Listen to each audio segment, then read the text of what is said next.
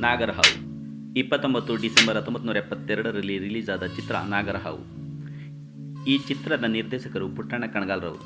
ಅದ್ಭುತ ನಿರ್ದೇಶಕರಾದ ಇವರ ಸಿನಿಮಾಗಳು ರಿಲೀಸ್ ಆದಾಗ ಅನ್ಯ ಭಾಷಿಕರು ಬೆಂಗಳೂರಿಗೆ ಬಂದು ಸಿನಿಮಾಗಳನ್ನು ನೋಡಿಕೊಂಡು ಹೋಗುತ್ತಿದ್ದರು. ನಿರ್ಮಾಪಕರು ವೀರಸ್ವಾಮಿಯವರು, ಈಶ್ವರಿ ಸಂಸ್ಥೆಯ ಮಾಲೀಕರು. ಸಂಗೀತ ವಿಜಯಭಾಸ್ಕರ್ ಅವರದು. ಕತೆ ತರಾ ಸುಬ್ಬುರಾವ್ರವರ 3 ಕಾದಂಬರಿಗಳಾದ ನಾಗರಹಾವು, 1 ಗಂಡು 2 ಹೆಣ್ಣು ಮತ್ತು ಸರ್ಪಮತ್ಸರ ಕಥೆಗಳನ್ನು ಒಟ್ಟುಗೂಡಿಸಿ ನಾಗರಹಾವು ಸಿನಿಮಾ ಚಿತ್ರಕಥೆಯನ್ನು ಸಿದ್ಧಪಡಿಸಲಾಗಿತ್ತು. ಹಾಗಾಗಿ ತರಾ ಸುಬ್ಬುರಾವ್ರವರು ಈ ಸಿನಿಮಾವನ್ನು ನೋಡಿ ಬಂದು ಇದು ನಾಗರಹಾವಲ ಕೇರೆಹಾವು ಎಂದು ಹೇಳಿದ್ದರು.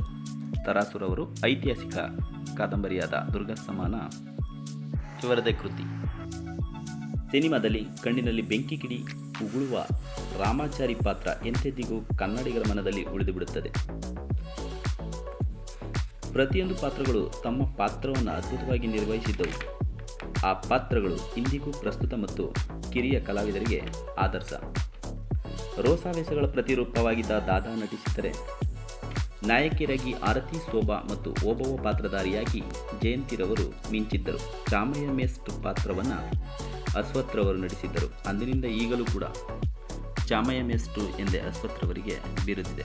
ಅಂಬರೀಶ್ರವರು ಜಲೀಲನ ಪಾತ್ರವನ್ನು ಲೀಲಾಜಾಲವಾಗಿ ನಿರ್ವಹಿಸಿದ್ದರು. ಇಂದಿಯ ಅವತರಣಿಕೆಯಲ್ಲೂ ರೆಬಲ್ ಸ್ಟಾರ್ ಅಂಬರೀಶ್ರವರೇ ಜಲೀಲನ ಪಾತ್ರವನ್ನು ಮಾಡಿದ್ದರು. ಲೋಕನಾಥ್, ವಜ್ರಮಣಿ, ಲೀಲಾವತಿ, ಧೀರೇಂದ್ರ ಗೋಪಾಲ್, ಎಂಪಿ ಶಂಕರ್, ಲಕ್ಷ್ಮೀದೇವಿ, ಶಿವರಾಮು, ಶಕ್ತಿಪ್ರಸಾದ್ ಮುಂತಾದವರು ಈ ಚಿತ್ರದಲ್ಲಿ ಅಭಿನಯಿಸಿದರು. ಒಂದೊಂದು ಪಾತ್ರಗಳು ಕಥೆಯ ಜೀವಾಳವೇ ಆಗಿದ್ದವು. 1972ರಲ್ಲಿ ಅತಿ ಹೆಚ್ಚು ಹಣ ಗಳಿಸಿದಂತಹ ಚಿತ್ರ ನಾಗರಹಾವು ಸಿನಿಮಾ. ಈ ಸಿನಿಮಾ 50 ದಿನ ಪೂರೈಸಿದರೂ ಜನರಿಗೆ ಟಿಕೆಟ್ ಸಿಗದೆ ಒದ್ದಾಡಿದ್ದರು. ಎಂದರೆ ಈ ಸಿನಿಮಾದ ಕ್ರೇಜ್ ಏನೆಂಬುದು ನಮಗೆ ಅರಿವಾಗುತ್ತದೆ. 45 ವಾರಗಳ ಭರ್ಜರಿ ಪ್ರದರ್ಶನವನ್ನು ಕಂಡಿತ್ತು ನಾಗರಹಾವು ಸಿನಿಮಾ.